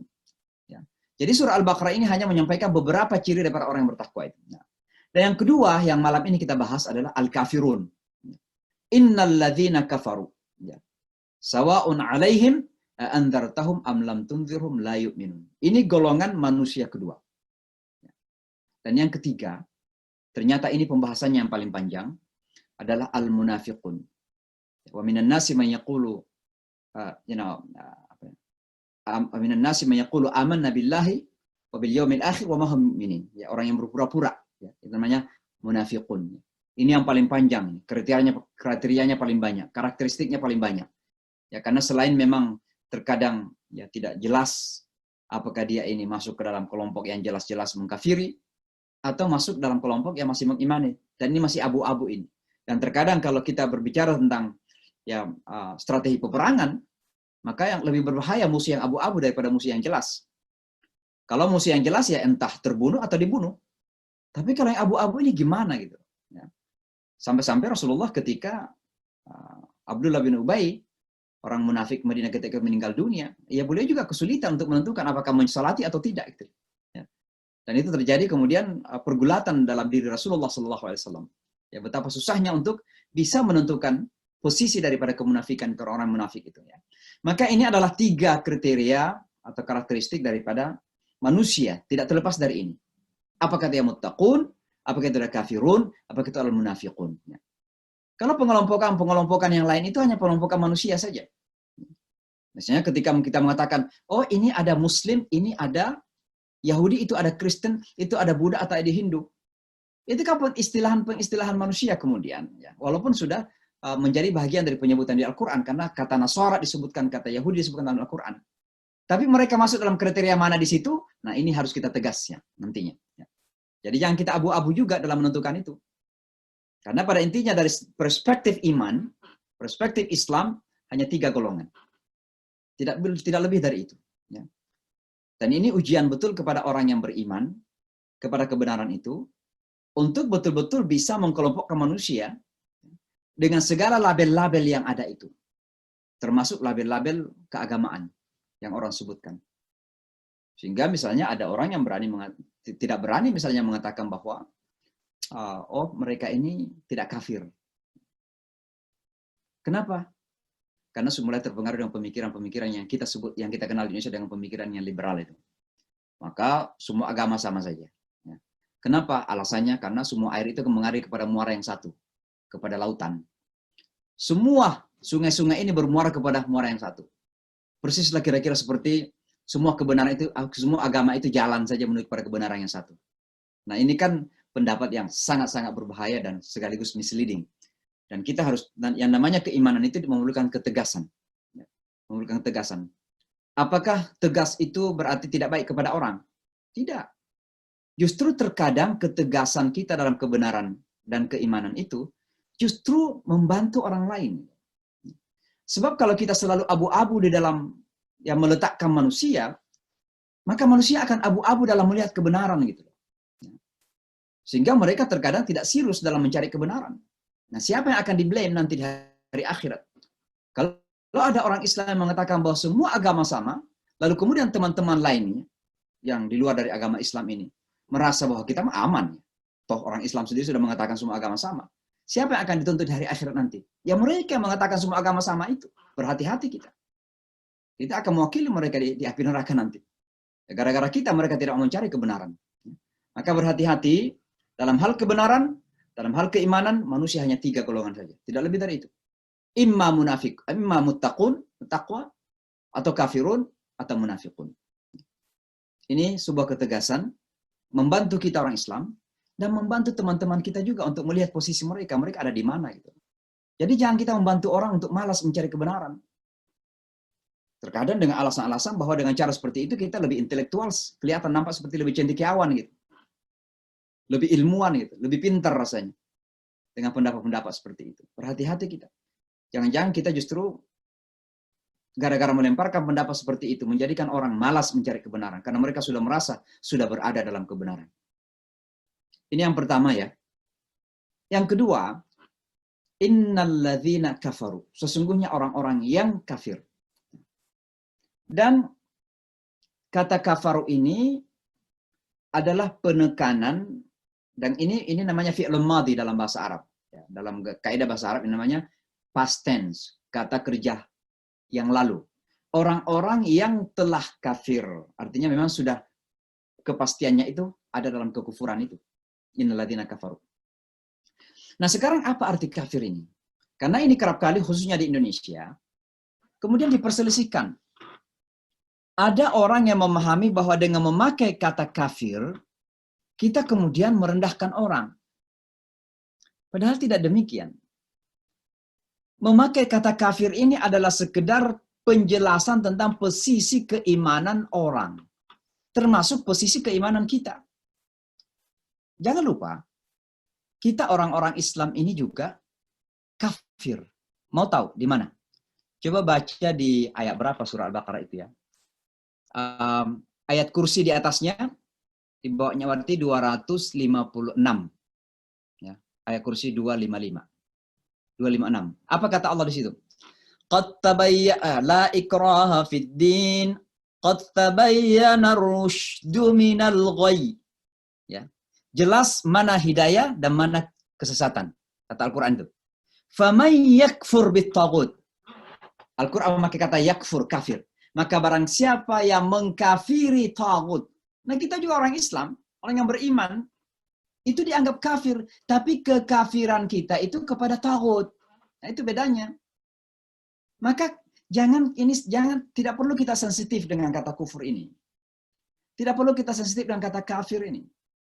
Karena kita pergunakan kata ini bukan untuk menyakitin orang, bukan untuk merendahkan orang, bahkan sesungguhnya bukan untuk menghina orang. Tapi sebuah perkataan untuk menjelaskan posisi masing-masing kelompok manusia. Kita ada di mana begitu. Teman-teman Kristiani melihat kita, orang Islam, saya misalnya, dilihat, oh dia kafir. Kenapa? Karena saya mengingkari. Saya menutup hati maksudnya. Untuk menerima apa yang mereka yakini. Apa yang keyakinan Katolik? Isa itu anak Tuhan. Isa itu Tuhan. Isa itu inkarnasi Tuhan. Ya kita orang Islam yang beriman kepada Qul huwallahu ahad, ya kita kafir kepada konsep tadi itu. Maka kalau mereka mengistilahkan kita kafir, nggak apa-apa. Nggak perlu saya tersinggung dengan itu. Karena itu hak mereka. Dan posisi saya memang kafir kepada ajaran mereka dalam hal ini, kan begitu. Maka sekali lagi, ini saya perlu tegaskan ini, supaya tidak perlu lagi terjadi dialog dan perdebatan panjang. Seolah-olah kalau kita memakai kata kafir di Indonesia ini, lalu menyakitin orang. Kita nggak pernah menyakitin orang dengan itu. Kita nggak pernah merendahkan orang dengan itu. Kita nggak pernah menyinggung orang dengan itu. Tapi itu adalah sebuah penyebutan untuk mempertegas posisi kita masing-masing. Apakah pada posisi mengimani sesuatu atau mengingkari sesuatu. Kan saya kira jelas. Maka kata kufur itu berasal dari kata kafara. Kafara ya, artinya satarah dalam bahasa Arab. Satarah itu artinya menutup. Kenapa menutup? Karena kalau kita mengkaji lebih jauh lagi tentang kata kafir ini, maka itu kembali kepada menutup kata hati. Kata hati kita itu artinya ada nurani. Nurani itu artinya apa? Fitrah kita itu. Dan fitrah kita ini, sejak kita dalam rahim ibu, sejak kita berumur 4 bulan, kita sudah menyatakan, alastu birabbikum qalu bala syahidna. Kita sudah bersaksi. Asyhadu alla ilaha illallah itu. Ya. Allah mengatakan, bukankah saya Tuhanmu? Dan semua kita, di saat sudah mencapai umur 4 bulan dalam rahim ibu kita, bersaksi.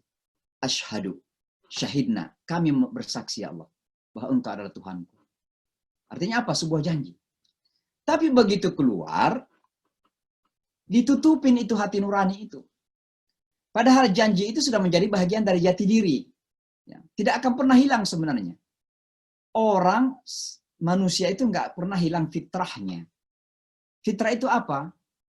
Tendensi, kecenderungan, nurani untuk percaya kepada Tuhan yang Maha Esa, pada Allah Subhanahu wa taala yang Al-Ahad, yang Maha Tunggal itu. Nah, maka manusia yang menolak kemudian Allah atau menolak kemahatunggalan Allah, itu adalah manusia yang menutupi kafara, satara, kafara tadi. Menutupi apa? Menutupi nuraninya, kata hatinya, atau fitrahnya itu. Nah, itu yang ditutupin. Makanya bahasa Inggris to cover. Saya nggak tahu ya, tentu mungkin bahasa Inggris mengambil dari kata kafara. To cover artinya untuk menutupin. Nah, itulah arti kafir ya. Ini tidak terlalu dalam kita jelaskan, tapi semakin kita dalami, semakin luar biasa makna daripada kata ini. Cuma poin saya yang saya ingin sampaikan pada kesempatan ini, agar mudah-mudahan teman-teman kita di Indonesia, karena ini selalu terjadi, selalu diperdebatkan. Kita tidak perlu sensitif lah dengan perkataan ini. Karena ini kata yang baku dalam Al-Quran. Kalau sampai ada yang mengingkari kata kafir ini, ya, malah diganti dengan non-muslim, dengan kata non-muslim, maka boleh jadi ya pengingkaran kepada sebuah kata baku dalam Al-Quran. Berhati-hati betul kita. Al-Quran kok memakai, Allah kok memakai. Masa kita mau mengingkari eksistensi kata kufur dalam Al-Quran ini? Berhati-hati ya. Jadi sekali lagi tidak perlu sensitif lah. Sampaikan kepada teman-teman non-muslim kita, bahwa kata ini bukan berarti merendahkan, bukan berarti menyakiti, bukan berarti ya apa namanya menyinggung. Ya. Tapi ini adalah sebuah pengistilahan untuk menentukan batas-batas keimanan kita. Di mana keimanan Anda, di mana keimanan saya. Sebab keimanan itu nggak bisa dicampur aduk. Gitu. Tidak bisa dicampur aduk. Kalau kita Muslim 100% beriman kepada Islam. Kita mengharapkan teman-teman Kristiani 100% beriman kepada Kristiani. Tidak bisa dicampur aduk yang namanya keimanan itu. Karena kebenaran itu satu, tunggal, al-haqqu. Tidak pernah ada plural yang kata haqqun dalam bahasa Arab itu. Kecuali kalau haqqun itu diartikan hak-hak. Maka menjadi hukuk insaniyah, hak-hak manusia. Tapi selama berarti kebenaran, maka itu selalu dipakai kata tunggal. Al-haqqu min rabbik, fala takunanna minal mumtarin. Kebenaran itu yang datang dari Tuhanmu, maka jangan pernah ragu-ragu. Itu saja yang saya ingin tekankan pada kata ini, supaya kita jangan sekali lagi memperdebatkan. Lalu bagaimana kita memahami ini, ayat ini? Karena ayat ini seolah-olah memberikan membangun pesimisme kepada kita. Maksudnya apa? Allah mengatakan begini. Innalladzina kafaru sawa'un 'alaihim. Sesungguhnya orang-orang yang kafir atau mengkafiri Islam ini, itu sawa'un 'alaihim, sama saja bagi mereka itu. Anzartahum, kamu ingatkan mereka, am lam tunzirhum, atau kamu tidak ingatkan mereka, la yu'minun, mereka tidak beriman. Loh, kalau begitu pesimis dong. Kalau begitu nggak ada harapan dong. Kalau begitu, ya ngapain lagi kita berdakwah? Ditambah lagi di bawahnya, khatamallahu ala qulubihim. Allah telah menutup hati-hati mereka. Wa ala absarihim wa ala sam'ihim, dan telinga pendengaran mereka ditutup. Wa ala absarihim, dan penglihatan mereka ghisyawah, ada penutup, ditutup. Loh, sudah ditegaskan sebelumnya bahwa mereka tidak akan beriman, ditambah lagi dengan Allah menutup hati-hati mereka. Apalagi Allah memakai kata fi'lun madhi namanya khatama. Jadi jadi Bapak dan Ibu, ini kaidah bahasa Arab ya. Setiap ada penggambaran peristiwa yang akan terjadi di masa depan, lalu Allah memakai kata past tense atau fi'lun madhi namanya, atau kata kerja lalu, masa lalu, itu berarti penekanan. Khatamallah, Allah pasti sudah menutup hati mereka, kan begitu. Seolah-olah kira-kira begitu. Ada stressing point di situ, ada penekanan di situ. Jadi seolah-olah Allah itu sudah memastikan bahwa hati mereka sudah tertutup, pendengaran mereka tertutup, penglihatan mereka sudah tertutup. Nah ini kan memberikan rasa pesimis kan. Loh ngapain kita berdakwah? Kita datang kepada mereka tersenyum, jabat tangan, merangkul mereka, berusaha mencari hati mereka. Tapi kan ayat ini mengatakan nggak mungkin lagi mereka beriman. Kira-kira gimana memahaminya ini? Ya, saya tidak membahas banyak sekali karena banyak sekali makna yang bisa kita pahami dari ayat ini. Tapi satu poin saja pada malam ini adalah bahwa ayat ini hanya pengingat kepada kita semua bahwa yang namanya dakwah ini bukan gampang. Ini adalah peringatan yang sangat luar biasa dari Allah Subhanahu wa taala. Sekaligus dorongan dan motivasi untuk melakukan yang terbaik agar mereka yang seolah-olah sudah tidak akan beriman dan seolah-olah memang hatinya ditutup oleh Allah, pendengarannya maupun penglihatannya sudah ditutup, dengan kerja keras kita Allah akan mengabulkan niat baik kita untuk menyampaikan kebenaran kepada mereka. Allah merubah. Karena apa? Anggaplah Allah menutup hati mereka ini qadar, takdir. Tapi sekali lagi terkadang kita ini bisa berpindah dari satu takdir ke takdir yang lain. Misalnya orang mengatakan, kita mau percaya kepada takdir Allah. Kalau kita mau mati sakit corona, kita juga sakit corona. Maka kita nggak perlu pakai masker misalnya kan. Toh yang mentakdirkan kita sakit corona itu kan Allah. Nah iya benar, tapi kan kita berpindah dari takdir ke takdir yang lain. Ya, berdasarkan kalkulasi-kalkulasi kemanusiaan yang Allah juga berikan kepada kita. Sama juga dalam hal ini. Nampak seperti Allah sudah mentakdirkan bahwa mereka yang tidak mengimani ajaran ini tidak akan beriman lagi. Malah hatinya ditutup. Tapi kan itu sebuah takdir kan. Nah bagaimana takdir ini kita robah dengan apa? Ya dengan usaha keras, dengan metode yang terbenar, dengan jalan yang paling baik. Lalu kita berdoa kepada Allah. Allahumma hdi qaumi fa innahum la ya'lamun. Ya Allah berikan petunjuk kepada kaumku karena mereka tidak tahu, kata Rasulullah di Taif ketika itu. Maka Allah kemudian akan merubah takdir itu menjadi takdir yang lain. Maksudnya apa? Kesimpulannya adalah jangan membaca ayat ini dan mengambil kesimpulan bahwa orang kafir itu tidak akan lagi beriman. Saat begini Bapak dan Ibu sekalian. Tidak ada orang yang bisa kita vonis bahwa mereka tidak akan beriman lagi sampai mereka sudah menghembuskan nafas terakhir. Ini konsep ini. Ini kaidah ini. Tidak ada orang yang bisa kita vonis sebagai kafir dan mati dalam keadaan kafir sampai sudah menghembuskan nafas terakhir. Selama masih ada kehidupan sampai kepada tenggorokan mereka, sampai kepada hulqum itu, kepada tenggorokan mereka. Dan itu sudah berbunyi bahkan, masih terbuka pintu peluang untuk mereka menerima kebenaran ini. Coba dibuka YouTube, dicari Father of Green Dean. Salah seorang da'i dari Inggris. Janggutnya panjang, orang putih, ya orang bule nih. Itu seorang da'i yang terkenal di Inggris, namanya Green Dean.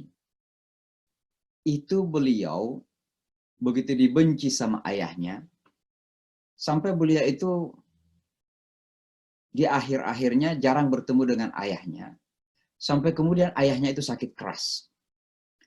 Maka ketika sakit keras itulah beliau datangin ayahnya di rumah sakit, dan sambil memeluk ayahnya beliau mengatakan bahwa apakah ayah berkenan untuk ikut kepada saya?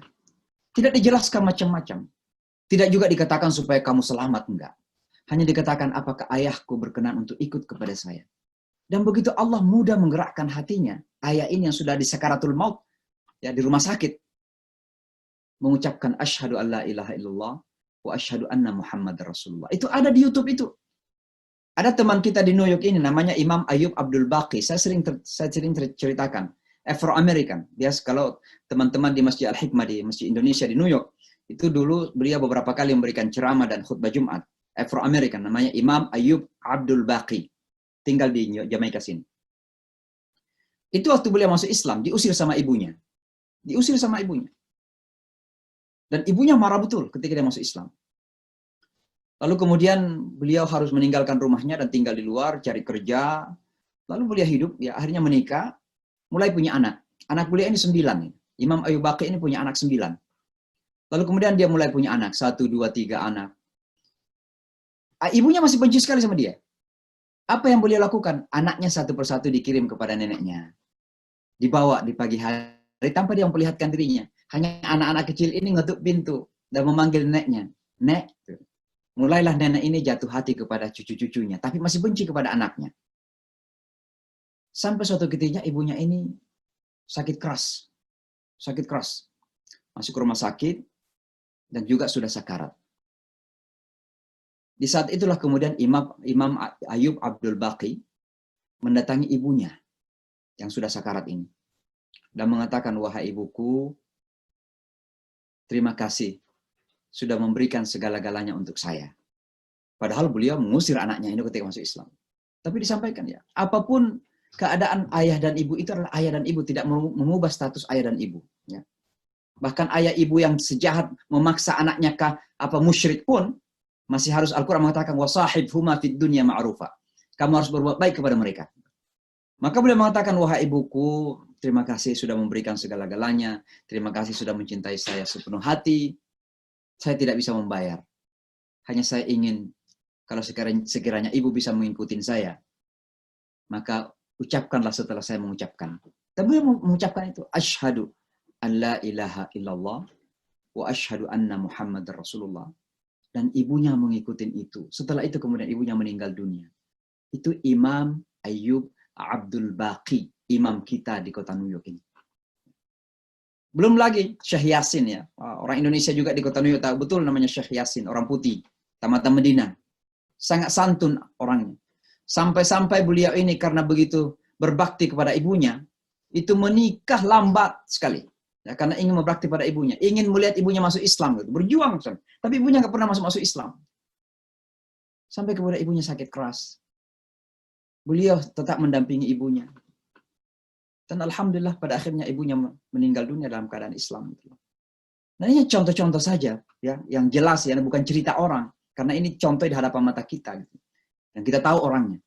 Jadi saya biasanya kalau cerita-cerita tentang mu'allaf itu bukan cerita yang saya dapat dari orang, tapi pengalaman kita. Kesimpulannya apa? Innal ladzina kafaru sawa'un 'alaihim a andzartahum am lam tunzirhum la yu'minun. Khatamallahu dan seterusnya, bukan berarti sudah the end of the world. Bukan berarti itulah ujung daripada dunia. Tapi itu adalah peringatan bagi kita orang Islam, tantangan bagi kita orang Islam, khususnya bergerak di bidang dakwah, bahwa kita harus bekerja keras lagi, sungguh-sungguh lagi, lebih ikhlas lagi. Kita harus bermunajat kepada Allah, mohon kepada Allah. Agar kalau seandainya Allah menutup sebagian hati orang-orang itu, ya Allah bukakan hati-hati mereka. Ya. Kan Allah itu kita berdoa, Allahumma ya muqallibal qulub, wahai engkau yang membolak-balik hati, kan itu kita berdoa sendiri kan. Maka kita mendoakan mereka. Kita berusaha menyampaikan Islam yang terbaik dengan cara yang terbaik, dan pada saat yang sama juga kita doakan mereka. Mudah-mudahan kalau hatinya sudah ditutup oleh Allah, Allah bisa membuka hatinya kembali. Umar saja yang begitu kasar hatinya sebelum masuk Islam. Sampai Umar itu, ya boleh dikatai hatinya membatu. Gitu. Keras gitu. Tiada hari tanpa berkelahi, tiada hari tanpa mabuk, tiada hari tanpa memukul orang. Dan Umar itu orangnya besar, tinggi, kuat. Kalau naik kuda itu kakinya sampai di tanah gitu, Umar itu. Itulah sebabnya Umar nggak ada yang berani menantang ketika hijrah. Tidak ada yang terang-terangan kecuali Umar. Datang sengaja dia ke masjid, di mana dia lihat orang-orang kumpul-kumpul di situ. Dia katakan, hei, malam ini saya akan ke Medina. Kalau ada di antara kalian yang istrinya ingin jadi janda, atau anaknya jadi yatim, temui saya di seberang gunung ini. Nggak ada yang berani. Bayangkan sebelum masuk Islam itu Umar, luar biasa jahilnya. Tapi Allah mampu membalik hati manusia itu. Dengan doa Rasulullah, Allahumma ihdi ahadal umarain. Ya Allah berikan hidayah kepada salah satu dari dua Umar itu. Kalau bukan Abu Jahal ya, Umar ibn Khattab. Dan Allah memilih Umar ibn Khattab untuk masuk Islam. Maka sekali lagi, jangan pernah menjudge orang, jangan pernah menghakimi orang, bahwa ya mereka itu sudah tutup hatinya, nggak akan diberikan hidayah oleh Allah. Justru kita selalu ada punya harap, dan selalu ada optimis, bahwa dengan usaha kita yang maksimal, yang terbaik, dan doa kita kepada Allah, Allah mampu merubah hati manusia. Bahkan yang sudah pernah ditutup pun, Allah bisa membuka. Dia yang menutup, dia yang membuka. Sebaliknya juga terkadang, dia yang membuka hati orang, dia juga bisa menutup hati orang. Hati-hati kita yang merasa lebih hebat dalam berislam itu. Makanya jangan kita punya sombong dengan keislaman kita. Merasa kita salat malam 2 rakaat, merasa kunci surga udah di tangan kita. Enggak demikian. Hati-hati, Allah yang bolak-balik hati manusia.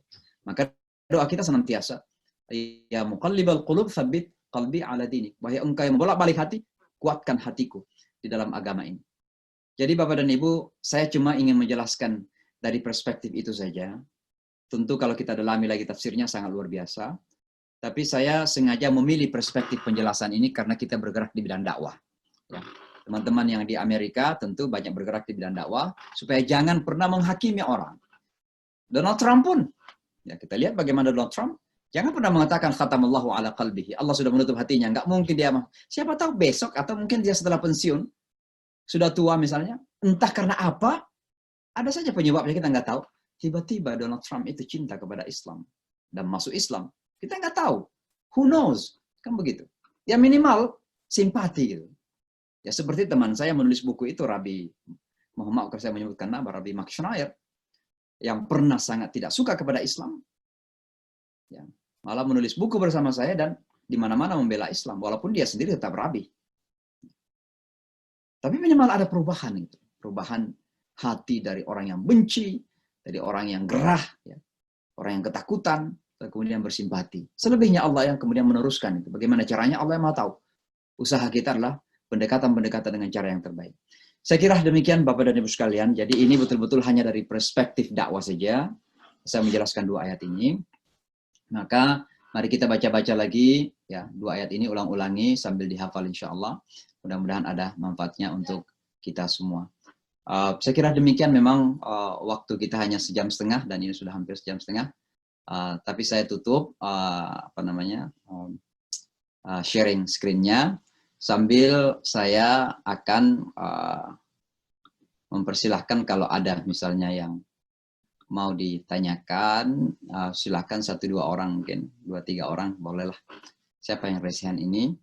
Yang 96431 ini siapa? Silakan. Silakan di unmute. Silakan di unmute. Bisa di unmute dirinya kok. Dari Saudi kelihatannya. Ya silakan. Yang angkat tangan. Siapa yang dari Saudi ini? 9643176. Silakan unmute dirinya. Kalau belum Pak, ya. Pak Taha silakan. Duluan. Saya dulu ya, Tat. Ya.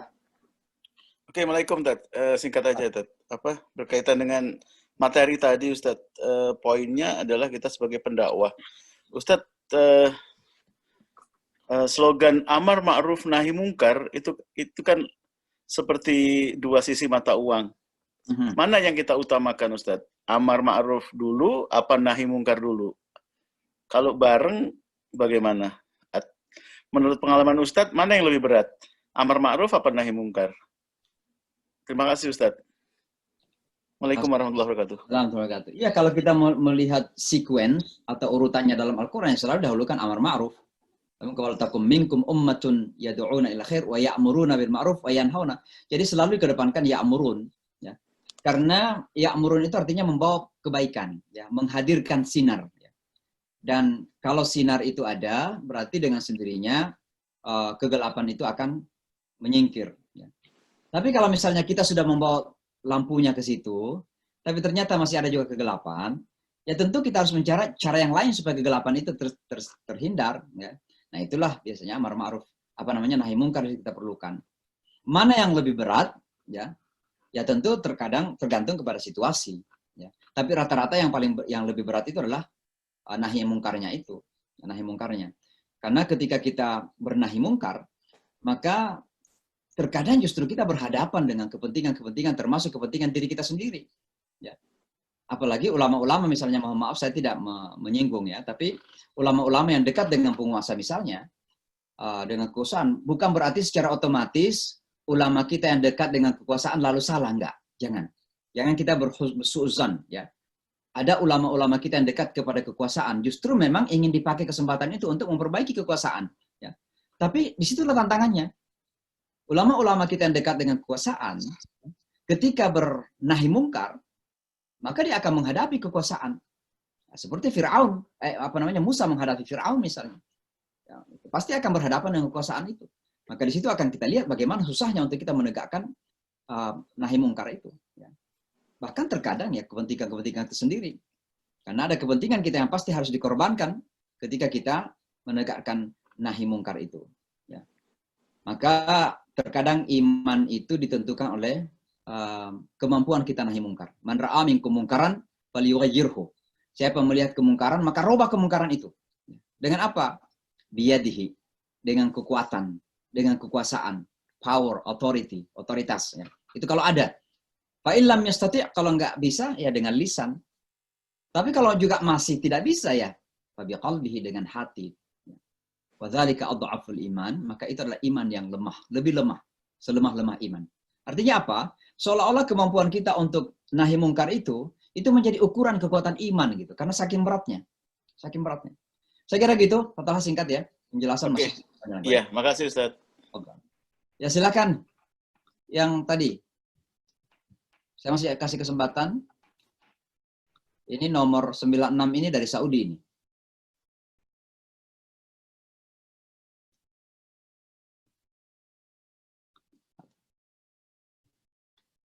Kalau tidak ada, kita cukupkan sampai di sini. PowerPoint-nya mungkin nanti bisa dikirim sama teman-teman di Nusantara ya nantinya insya Allah. Nikma ini mau tanya? Ya Nikma silakan. Ya, terima kasih Ustadz. Assalamualaikum warahmatullahi wabarakatuh. Terima kasih atas kesempatannya. Ada satu hal yang dari dulu masih saya perdebatkan Ustadz, terkait menjawab memberikan salam selamat hari Natal atau hari-hari besar negara umat lain. Karena saya punya sahabat juga sama-sama aktivis. Kita sering bergerak kegiatan bersama, namun dia non-Muslim. Nah, di sini dia selalu memberikan salam kepada saya. Dan saat Natal itu sikap kita yang harusnya kan kita ada hablum minallah dan juga hablum minannas. Dengan sesama, gimana caranya supaya mereka memahami untuk kita tidak boleh mengucapkan itu, atau mungkin kita mengucapkan tapi dengan kata diksi-diksi kata yang lain, Ustaz. Sama juga saya juga mempertanyakan terkait tokoh agama ataupun tokoh politik. Seperti kita di negara Indonesia adalah semua mayoritas negara Muslim. Ada presiden, gubernur, wali kota, semua juga Muslim. Namun ada juga kalau kita lihat di televisi dan sebagainya, saat datang perayaan-perayaan agama lain, mereka melakukan greeting untuk berikan selamat untuk agama lain. Menurut Ustadz, kita sebagai Muslim harusnya seperti apa untuk menjaga kerukunan antar agama, namun kita tetap dengan track kita sebagai orang Muslim. Terima kasih Ustadz. Terima kasih Mbak Nima. Ini pertanyaan yang kerap kali timbul ya, dan sering diperbincangkan bahkan diperdebatkan di kalangan teman-teman kita, apalagi di saat mendekati musim Christmas khususnya. Saya kira pertanyaan tadi tentang bagaimana memahamkan, ya kita memberikan pemahaman. Tentu yang pertama adalah kita menyampaikan kepada teman-teman kita bahwa agama Islam ini bukan sebuah agama yang tidak punya aturan-aturan. Jadi bukan sekedar sebuah rasa atau emosi atau teori-teori yang tidak punya aturan-aturan. Agama Islam ini selain masalah emosi, masalah hati, masalah pemikiran, juga masalah laws, ada aturan-aturan yang harus kita ikuti. Maka kita harus menyampaikan bahwa salah satu aturan yang ada dalam agama kita ini adalah ini. Kita sebutkanlah beberapa. Ya, di antaranya misalnya aturan untuk bagaimana membangun toleransi itu dalam pemahaman agama kita. Apakah toleransi itu harus diterjemahkan dengan melakukan apa yang dilakukan oleh orang lain? Ya, mungkin bagi teman-teman Kristiani, kalau mereka mengucapkan selamat hari raya, nggak ada masalah kan? Tapi kalau seandainya agama mereka mengatakan mengucapkan hari raya itu salah dalam agama mereka, saya akan mengatakan jangan ucapkan itu, jangan salahin agama kamu. Itu menghormati agama mereka. Saya justru akan mengingatkan mereka agar jangan mengucapkan itu. Karena dengan mengucapkan itu berarti mereka melanggar agamanya kan? Maka kita juga kalau kita mau, kita sampaikan kepada mereka bahwa dengan mengucapkan itu berarti kita melanggar, maaf ya, di mute dulu ya, biar saya selesai. Ya. Maka kita sampaikan dengan secara terbuka bahwa mengucapkan ini boleh jadi justru terbawa hati kita seolah-olah kita menjustifikasi, membenarkan. Ya. Dan kalaupun kita ucapkan tapi kita tidak benarkan, hanya sebagai basa-basi kita saja, kira-kira manfaatnya apa di situ loh? Apakah itu yang menentukan yang namanya toleransi? Saya tidak yakin itu kok yang harus menentukan toleransi. Saya justru yakin bahwa toleransi itu adalah bagaimana kita melaksanakan agama kita dengan penuh komitmen tanpa mengganggu orang lain, dan bagaimana orang lain melaksanakan agamanya tanpa kita ganggu. Lakum dinukum waliyadin kan jelas itu. Itu toleransi. Nah, walaupun memang begini Mbak Nima, ada beberapa hal yang kemudian terkadang ada pengecualian-pengecualian. Salah satu di antaranya, saya ini kan punya beberapa teman-teman, atau bolehlah saya mengatakan murid-murid ya, yang mu'alaf di Amerika Serikat ini. Dan mereka berjuang untuk mencari simpati dari keluarga mereka. Ada yang sampai diusir kan, ada yang sampai silaturahminya tidak ada lagi. Nah tentu kita pertimbangkan di sini mudarat dan manfaatnya itu. Maka ada yang bertanya kepada saya dari kalangan mu'alaf itu gimana? Saya kan ingin mendekati ibu saya ingin mendekati bapak saya ingin mendekati saudara-saudara saya. Nah, kalau sampai saya mengucapkan selamat saja tidak, mereka mengambil kesimpulan bahwa saya ini sudah jadi musuh mereka gitu. Nah ini. Maka di sini kemudian ada pertimbangan-pertimbangan tertentu. Keadaanlah yang kemudian memaksa kita terkadang ada ijtihad. Maka ada yang disebut dengan fikhul aqalliyat, fikhu minoritas. Ya. Maka teman-teman di Saudi jangan dong memandang kita di sini dengan serta-merta menyalahkan sekedar karena kita punya pandangan yang berbeda, karena situasi kita berbeda. Maka yang namanya fikih itu terkadang banyak ditentukan oleh keadaan. Ada namanya ad-daruratu tubihul mahzurat. Darurat yang membenarkan yang dilarang tadinya. La yukallifullahu nafsan illa us'aha. Maka terkadang murid-murid mu'alaf kita ini, teman-teman mu'alaf kita ini, demi menjaga simpati, mencari simpati, dan mudah-mudahan dengan simpati ini mereka, keluarganya bisa belajar Islam juga, ibunya bisa belajar Islam juga, atau melihat bahwa anaknya masuk Islam itu nggak harus misalnya benci ibunya, benci bapaknya. Maka dia mengucapkan itu, walaupun mereka kita yakinkan bahwa betul-betul yakinkan dalam hati bahwa apa yang mereka lakukan itu kita tidak setuju. Kita tidak setuju. Ya. Karena bagaimana mungkin ya Tuhan atau anak Tuhan kok ada hari lahirnya yang kita peringati kan begitu. Nah itu kan intinya kan di situ. Ya. Maka saya kira intinya adalah mari kita belajar memberikan pemahaman yang bijak kepada teman-teman kita, khususnya bahkan sesama saudara kita orang Islam sendiri yang terkadang tidak mau paham atau pura-pura tidak paham atau gagal paham, seolah-olah kalau kita nggak mengucapkan ini kok kita itu nggak toleran. Ya. Apakah itu toleransi? Alangkah sangat murahnya toleransi kalau hanya itu saja. Ya. Saya justru ingin melihat bahwa toleransi itu adalah masing-masing pemeluk agama komitmen kepada agamanya masing-masing. Saya ingin melihat teman-teman Kristiani itu beragama Kristen yang baik. Saya ingin melihat teman-teman Hindu berhindu dengan baik, berbuddha dengan baik. Dan dengan itu kami tidak akan mengganggu. Dan mudah-mudahan dengan itu mereka juga tidak perlu mengganggu kita. Kita menjalankan agama kita secara baik. Nah kalau kita masing-masing punya pandangan seperti itu, itulah toleransi yang kita harapkan. Tapi bukan kemudian kita saling apa yang mereka lakukan kita lakukan juga. Apa yang mereka imani kita imani juga. Itu namanya bukan toleransi, itu namanya kebablasan. Jadi kita juga harus berhati-hati dalam hal ini. Walaupun sekali lagi tanpa menutup kemungkinan adanya perspektif-perspektif atau pandangan-pandangan berdasarkan kepada sebuah keadaan yang harus memaksa seperti itu. Nah, tadi disinggung tentang pejabat. Ya tentu kembali kepada keadaan. Apakah pejabat itu memang merasa terpaksa untuk mengucapkan itu? Ya kembali kepada masing-masing. Saya nggak ingin mengambil sebuah kesimpulan di sini. Kembali kepada masing-masing pejabat untuk menentukan kira-kira apakah keadaannya ketika itu harus mengucapkan itu. Ya. Kalau memang itu darurat, tubihul mahzurat, ya nggak apa-apa, silahkan saja. Tapi masing-masing kan bisa mengukur diri kan. Dan di sini mohon maaf saya nggak menentukan. Saya nggak mengambil hukum di sini. Jadi saya tidak menentukan itu ya. Baik, saya kira demikian Bapak dan Ibu sekalian. Waktu kita cukup saya kira. Insyaallah kita ketemu lagi pada Kamis yang akan datang. Mudah-mudahan pertemuan kita diberkahi oleh Allah. Perpisahan kita juga diberkahi dan dirahmati oleh Allah. Dan kita semua hidup dalam keadaan sehat walafiat lahir batin insyaallah. Dan kita doakan terus-menerus teman-teman kita yang masih sakit, teman-teman kita yang kena musibah COVID, kemudian mereka juga yang sehat alhamdulillah mudah-mudahan dijaga terus oleh Allah. Ini Indonesia saya dengar lagi naik ini. Mudah-mudahan Allah memudahkan semua insyaallah. Saya kira demikian. Hadanallah wa iyyakum ajma'in. Wassalamualaikum warahmatullahi wabarakatuh. Waalaikumsalam.